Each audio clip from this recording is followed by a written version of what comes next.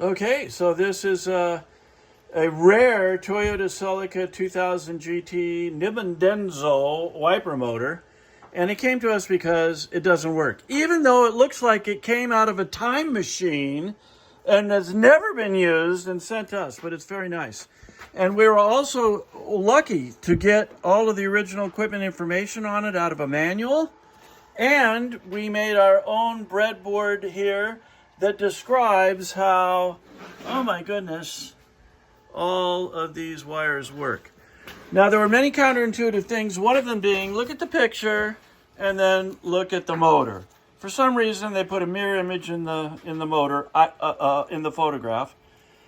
And there are other mysteries about what they sold us here. But to make a long story short, it does work on the original equipment switch. And Matt here, who's the main agent on this, is about to demonstrate its function. So, go slow. That's the middle position on the switch. You pull the switch all the way out for high. well, that's a fast wiper. Yeah. Yeah. And then does it park? And so back to slow and park. And now it parks. And yeah, I think, oh, we got your hand in the switch in there too. So that's cool. All right. So everything works.